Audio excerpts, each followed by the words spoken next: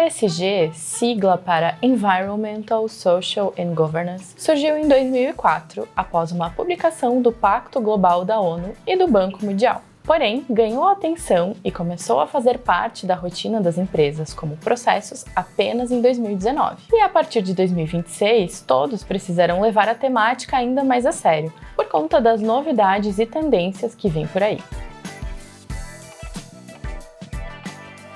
Olá, seja bem-vindo ao Ctrl+I, podcast da Interact Solutions. Nossos episódios abordam temáticas imprescindíveis para a gestão estratégica, com o objetivo de aproximar cada vez mais a tecnologia das metodologias utilizadas no seu dia a dia.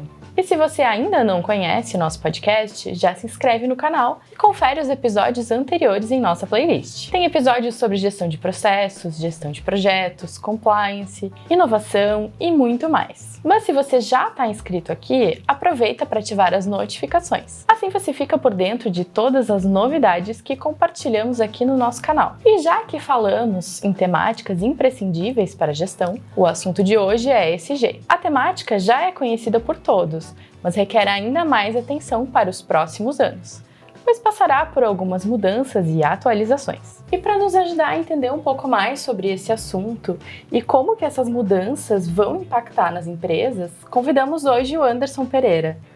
Anderson é mestre em administração com foco em governança corporativa, também é vice-presidente de inovação do iGov e diretor de negócios da Interact Excellence. Ele atua há mais de 20 anos com estratégia, processos, projetos e ESG. Anderson, seja bem-vindo ao Ctrl+I, o nosso podcast da Interact. E aproveita aí e compartilha com a gente um pouco mais da tua experiência, como que o ESG entrou na tua carreira. Tá, legal.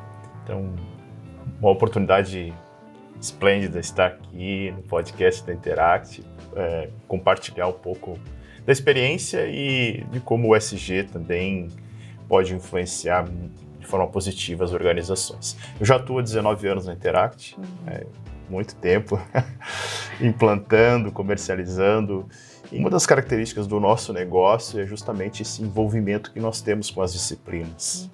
Nós não apenas comercializamos um produto, nós dominamos a disciplina para entender a necessidade do cliente.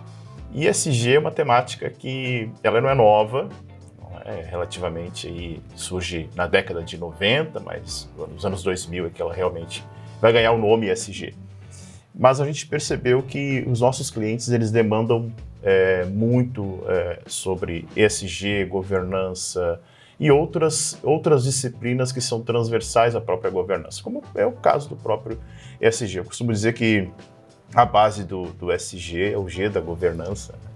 Então, a gente parte do governance entendendo que tudo se constrói ali. E é um tema já mundialmente aceito, discutido, não é apenas uma moda do mercado. Então, o ESG entrou justamente nessa necessidade de atender clientes de grande porte, que a unidade vem atendendo, principalmente em editais. A gente vê que os próprios órgãos públicos já inserem a temática de ESG dentro das contratações, seja exigindo que o contratado demande algumas questões de ESG, como a própria solução contratada também aponte para suporte para isso. E já que a gente chegou nesse contexto de ESG, vamos contextualizar o pessoal que está nos assistindo.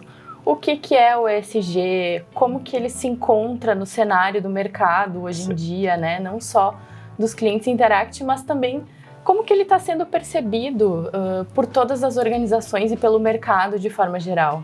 Legal. O ESG é uma forma de olhar o negócio por intermédio de 3 dimensões, né? A governança, a ambiental e o social, de onde vem a sigla ESG. Não é um tema novo, ele surge como ESG em 2004, diante de um relatório que a ONU, de certa forma, tenta aproximar o mercado, os negócios dessas demandas sociais e ambientais. E a gente até costuma dizer que o pai do ESG é o triplo bottom line, que surge lá na década de 90, também com três dimensões. só que lá a ideia era o lucro, as pessoas e o ambiente.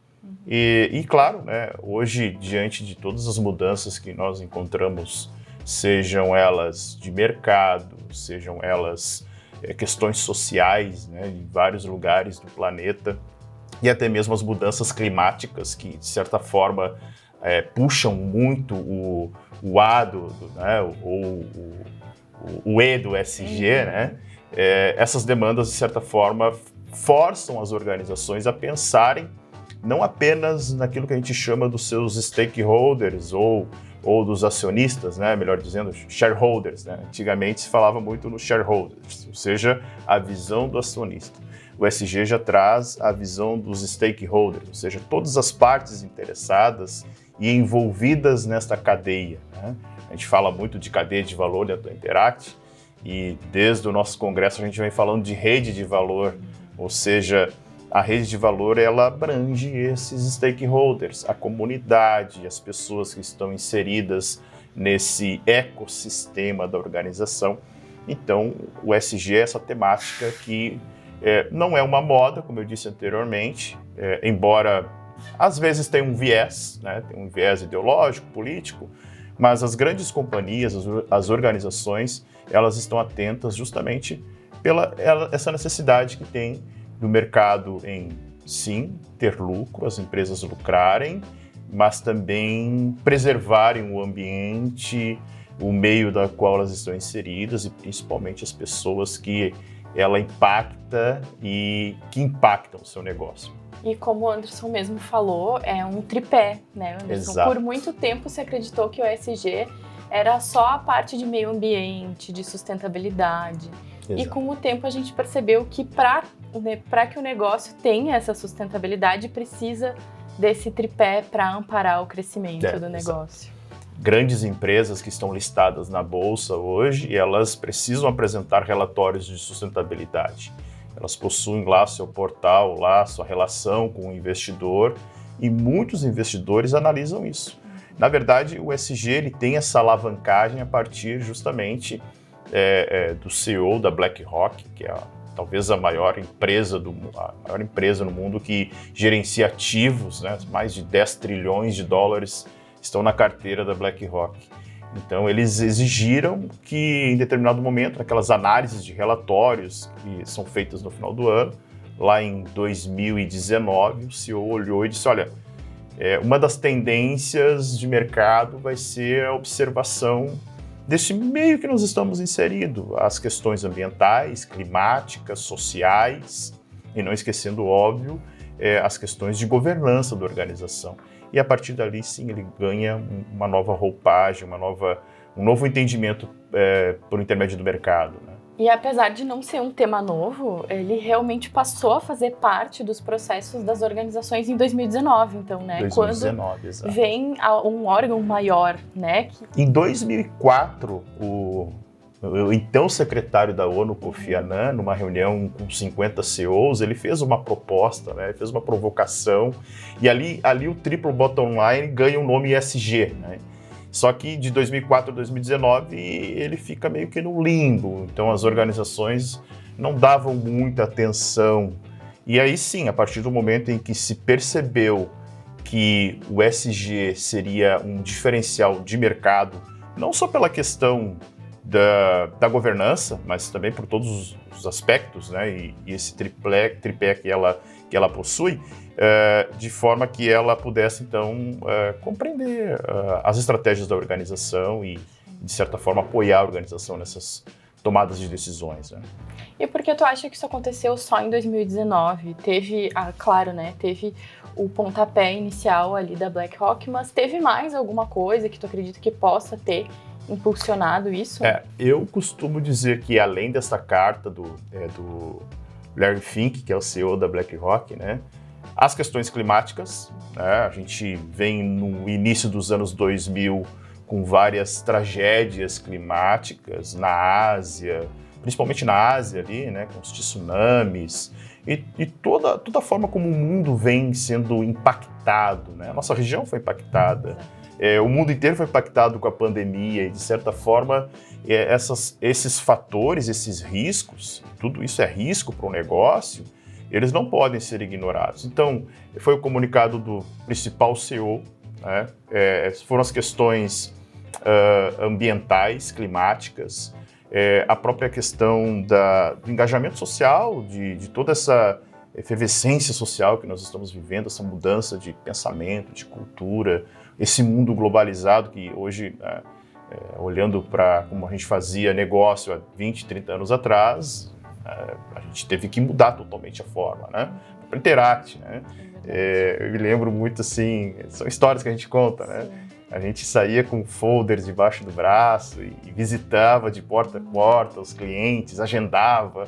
Hoje em dia é tudo remoto, nossos projetos quase que 100% eles são remotos. E isso tem um impacto social também, né?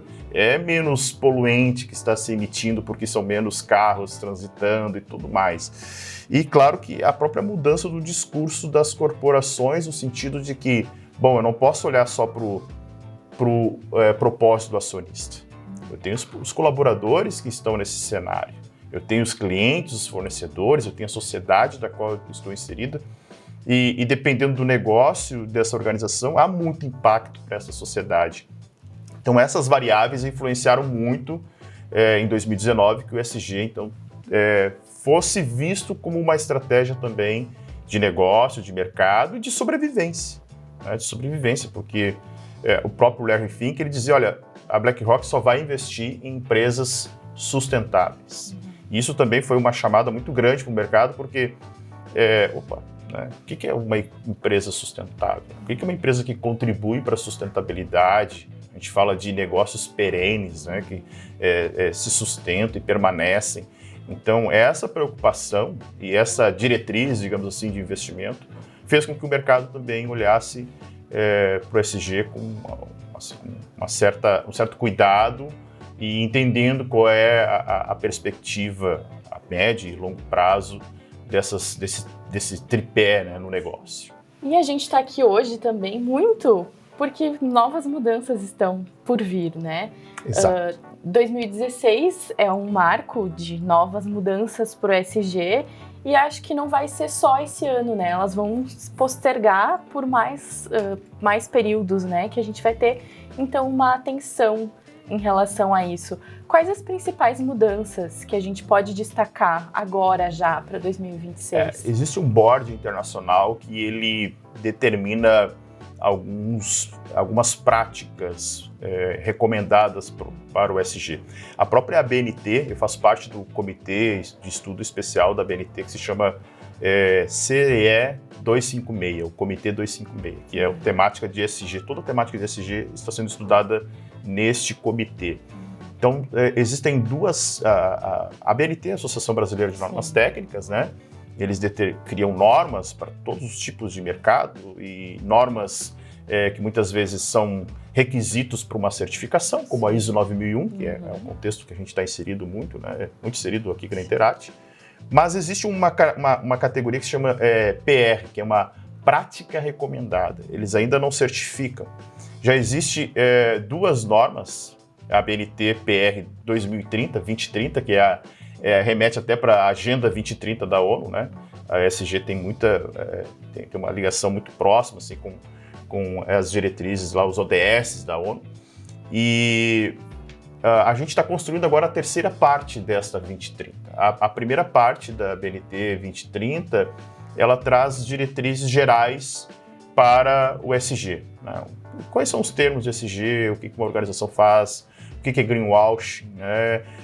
O que é o E, o S, o G, quais são as práticas, o que uma organização precisa fazer para ter uma boa governança, quais são as práticas de auditoria interna, de compliance, em relação ao ambiental, olhando a parte de materialidade, tem negócios que impactam muito o ambiente, né?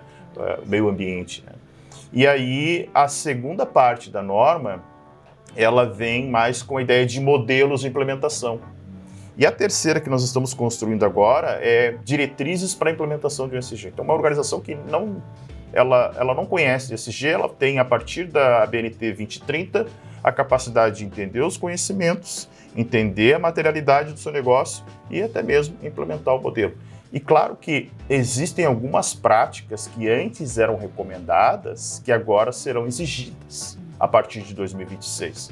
A própria CVM, Comissão de Valores Mobiliários, que regra esse mercado, né, de ações, mercado de capitais, ela também já está exigindo de algumas organizações. Então, ou seja, alguns requisitos que antes eram recomendações, que eram sugestões, agora elas se tornarão obrigações para as organizações, né? É claro que pode dizer assim, mas antes a organização podia escolher adotar a prática, agora ela é obrigada a fazer. É justamente o cenário que nós estamos inseridos. Nós não temos mais a opção de escolher, eu cuido do ambiente, eu não cuido, eu me preocupo com as pessoas, eu não me preocupo mais, ou né, a gente vê tantas questões envolvidas, corrupção, CPI, essas temáticas que a gente vê Brasil afora. A governança, ela está ligada intimamente com os outros dois pilares da ESG, né? Então, práticas anticorrupção, compliance, mecanismos anti-suborno, todos esses elementos, os órgãos públicos já trabalham, o mercado público-privado também vai ter que observar. Aí, principalmente quem abre seu capital, né? Uma empresa listada na Bolsa. Então, existem mudanças significativas para 2026. Isso mostra que o ESG não é uma moda, veio para ficar, e as organizações precisam se adaptar e moldar o seu negócio a partir dessas práticas recomendadas, né? Principalmente pela BNT. E a nível de negócio, quais são os impactos que as empresas podem sofrer se elas não aderirem a essas novas exigências, as novas mudanças que estão por vir? Os impactos são reais, são concretos, não é só não utilizar um selo, uma empresa socialmente com práticas sociais ou de governança. Primeiro é o custo de capital maior, né? E as empresas, como os fundos de investimento, os investidores, olham cada vez mais para empresas que possuem práticas de sustentabilidade, não adotar o ESG significa menos acesso a esses fundos. Ou seja, eu não estou atraindo investidores para o meu negócio a partir do momento em que eu não tenho mecanismos de governança, mecanismos que olham para as pessoas ou para os ambientes. Outro ponto muito importante é que se Comissão de Valores Mobiliários, como a CVM, ela coloca adota práticas que antes eram recomendadas, agora como obrigatórias e exigindo, né, que as organizações listadas na Bolsa executem determinadas práticas. Significa que, a partir do momento que passa a ser regulatório, não adotando, abre-se brecha para sanções e punições em que as regulações estão aí justamente para controlar as organizações. Um outro ponto importante é a reputação da marca.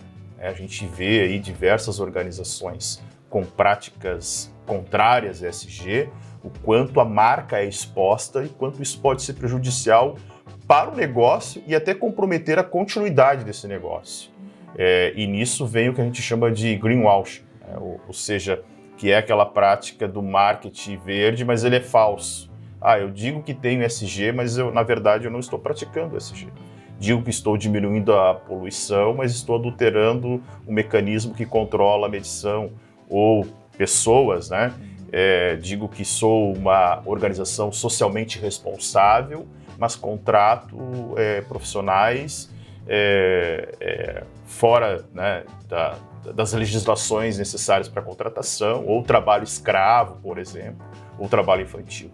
Ou ainda, quando se fala de governança, a própria dificuldade ou talvez a negligência em relação a práticas de compliance, anti-suborno, e nós vimos grandes escândalos no Brasil de organizações listadas na Bolsa mesmo, que adulteravam seus balanços.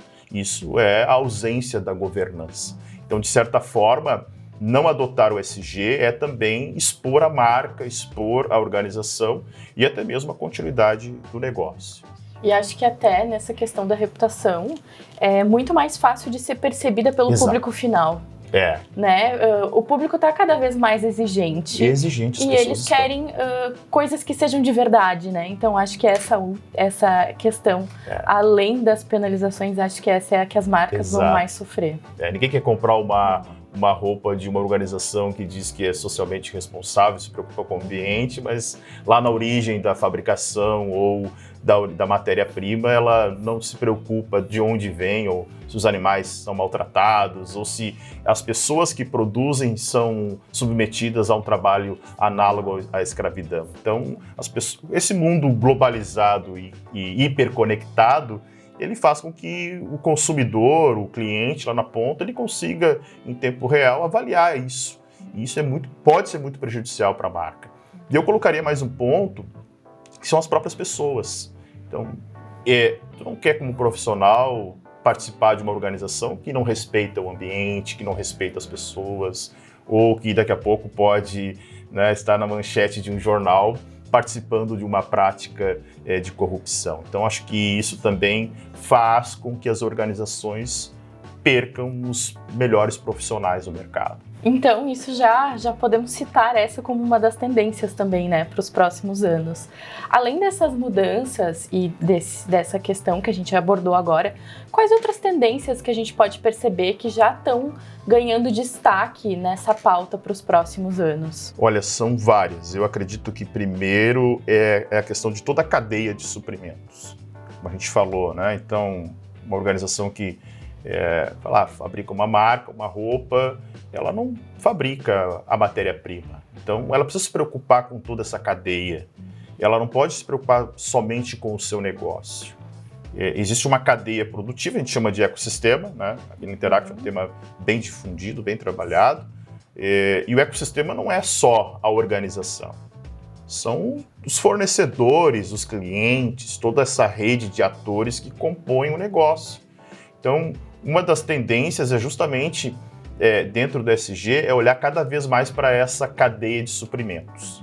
A gente fala de cadeia de valor, rede de valor, então é olhar para essa cadeia de valor e entender o seguinte: quem contribui para a entrega de valor? E se essa organização, esse parceiro, esse fornecedor contribui, eu preciso estender as minhas práticas de ESG até esse parceiro de negócio. Uma outra questão que eu vejo é a própria utilização da inteligência artificial. A gente tem falado muito aqui na Interact também, adotado na nossa suíte inteligência artificial, que também não é uma moda.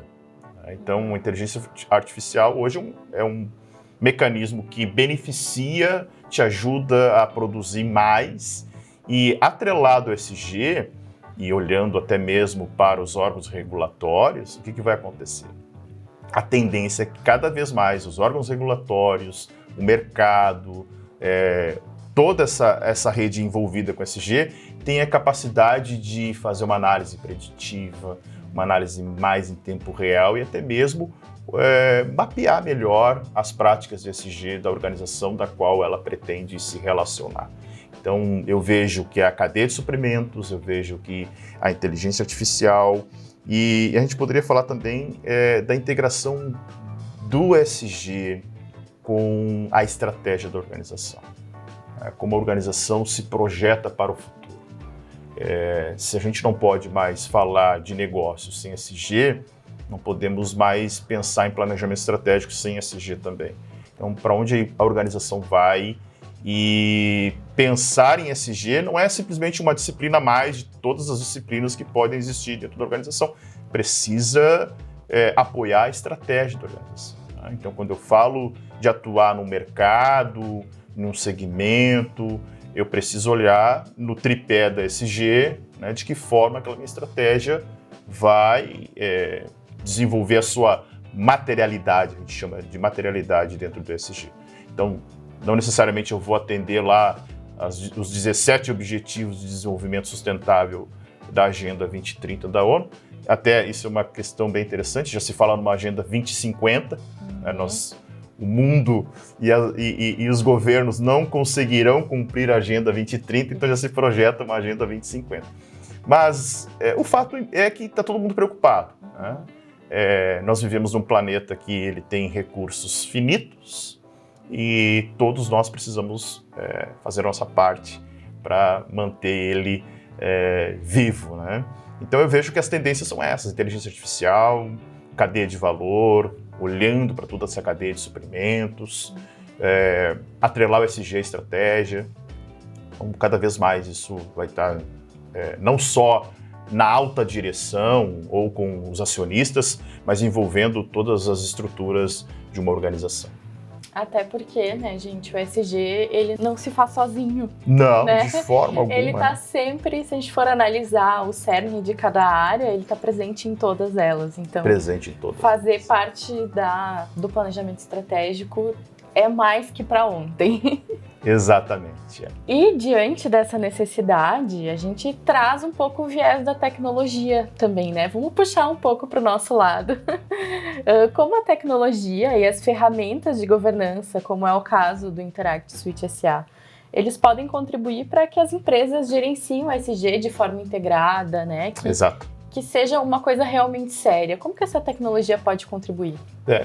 Partindo do pressuposto que o ESG se torna regulatório, se torna um fator real de competitividade, tratar essas questões numa planilha Excel é inviável. E aí que entra o Interact. A integração de dados, o mapeamento de fluxos, a automação dos processos. Então, quando eu automatizo o processo, por exemplo, eu estou eliminando a variabilidade do processo. Então, quando eu desenho o processo e automatizo ele, a variável de a cada momento realizar aquela atividade de forma diferente vai evitar a prática de corrupção, vai evitar a negligência e torna o compliance mais efetivo. A partir de uma solução como da Interact, eu consigo mapear os riscos e monitorar esses riscos, sejam eles riscos que estão para se materializar ou riscos que já se materializaram. E aí entra também uma outra solução da Interact, que é a possibilidade de você gerenciar o plano de continuidade de negócios. O risco se materializou. E agora, o que eu faço? Quais são os gatilhos que eu tenho para que o meu negócio não pare? Um exemplo, a pandemia. Muitas organizações foram pegas de surpresa. Lockdown, remoto, e aí? O que se faz quando acontece algo desse tipo? Quais são os planos de emergência que tu tem para que os teus serviços não parem? Isso é plano de continuidade de negócio. O risco aconteceu, se materializou. E com a Suite a gente consegue fazer esse monitoramento, consegue realizar as auditorias. Então, o ciclo ESG se fecha.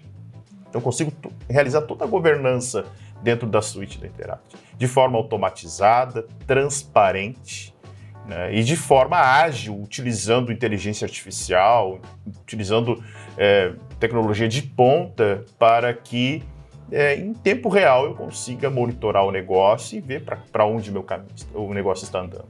Então, eu vejo que a tecnologia é indispensável e a Interact ela tem auxiliado grandes corporações públicas, de órgãos públicos, empresas privadas, a justamente a trabalhar esse escopo de ESG, de compliance, de riscos, de governança, relatórios, toda a parte de conformidade e garantindo que toda essa conformidade que a organização estabeleceu está sendo seguida pelos seus colaboradores. Então a Suite ela comunica bem isso. Ela tem mecanismos e ferramentas que comunicam muito bem para todos os colaboradores de forma ágil, transparente e facilitando a gestão. E nós somos suspeitos de falar, mas de uma forma muito bela, né? Trazendo mecanismos de gestão que atraem e, de certa forma, impulsionam o negócio. E antes da gente encerrar esse episódio, e assim como em todos os outros, a gente faz a pergunta que a gente considera a pergunta de milhões. Quais as dicas que você daria para as empresas não ficarem para trás no quesito ESG hoje? Olha, posso dar várias dicas. Em primeiro lugar, a decisão e abordagem de ESG precisa partir do topo.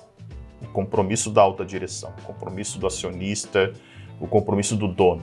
sem esse envolvimento, esse compromisso, esse entendimento de que o ESG é uma estratégia não só de sobrevivência, mas de mercado, de atuação, porque todos os pares e todos aqueles que se relacionam acabam olhando para essas práticas, é necessário que o acionista, que o dono, que o empresário entenda que não é mais opcional falar de ESG.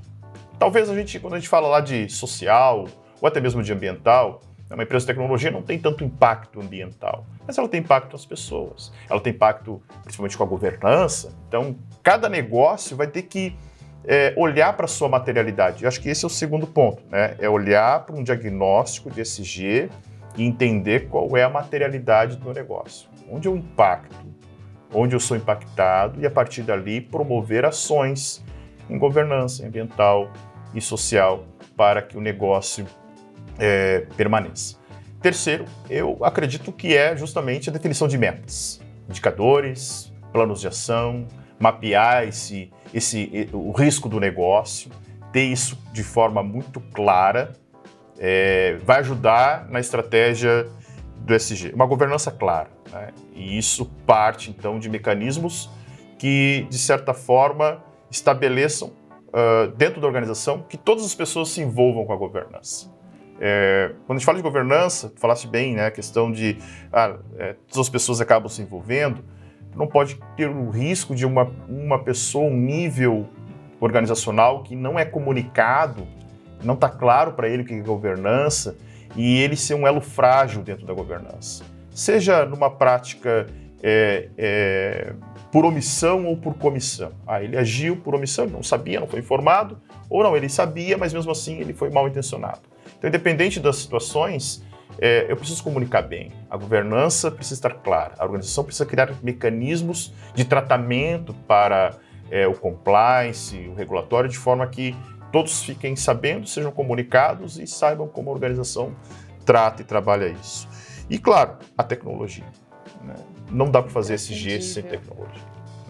Seja para uma avaliação de maturidade de processos, seja para avaliação. E dentro das práticas de ESG, a gente tem lá uma forma de avaliar a maturidade de ESG, de como a organização está, em qual estágio que ela está dentro do ESG. Então, a tecnologia é fundamental para isso. E quando a gente fala de tecnologia, a Interact lidera o mercado em relação à tecnologia, principalmente quando a gente fala de governança corporativa e a temática de ESG. Eu acredito que esses seriam os melhores conselhos que eu poderia dar hoje, né? Espero que vocês tenham anotado todos os conselhos. E se não anotaram, é só voltar um pouquinho o vídeo e recapitular. Acho que foi uma conversa muito importante e também uma provocação para aquelas empresas que ainda não olharam com tanta atenção para essa temática. Acho importante também a gente destacar que, por mais que as empresas ainda não tenham se focado em ESG, de certa forma, elas já estão... De alguma forma, elas estão envolvidas. E, de certa forma, também já estão executando, mesmo que seja num nível muito básico. Exato. Então, o importante é começar. Começar. Se vocês começarem hoje, é melhor do que começarem amanhã. Mas se vocês só puderem começar amanhã, o que importa também é que vocês comecem. Anderson, muito obrigada por essa conversa. Eu que agradeço. Foi muito importante te ter aqui dando essa aula sobre a ESG. Aprendi muito também, já fiz várias anotações. Legal. E quero também pedir para que tu compartilhe as tuas redes sociais com o público, assim eles podem acompanhar teus conteúdos, continuar aprendendo sobre essa e também outras temáticas que tu compartilha. Certo. Podem me localizar pelo LinkedIn, Anderson Cristiano Pereira. Eu compartilho lá conteúdos de ESG, do próprio iGov, que a gente atua muito, né? E também da própria Interact, das soluções, de como a Interact pode atender e solucionar problemas de automação e de tecnologia para organizações que pretendem, então, estão caminhando, dando seus primeiros passos em ESG, ou governança, ou GRC, e precisam de um apoio de especialistas para a automação desses processos. A Interact é o parceiro ideal para essa automação. A gente também vai deixar o link do nosso site aqui na descrição. Se você tiver alguma dúvida, quiser conhecer mais sobre as nossas soluções, só passar por lá e entender um pouco mais sobre tudo que rola. Tem muito conteúdo também aqui no nosso canal do YouTube e no nosso site. A gente divulga artigos semanalmente. Inclusive tem um artigo teu, né, Anderson? Exatamente. Sobre ESG. A gente vai deixar o link aqui na descrição também. Então é isso aí, pessoal. A gente encerra mais um episódio do Ctrl I. Muito obrigada para você que ficou até aqui.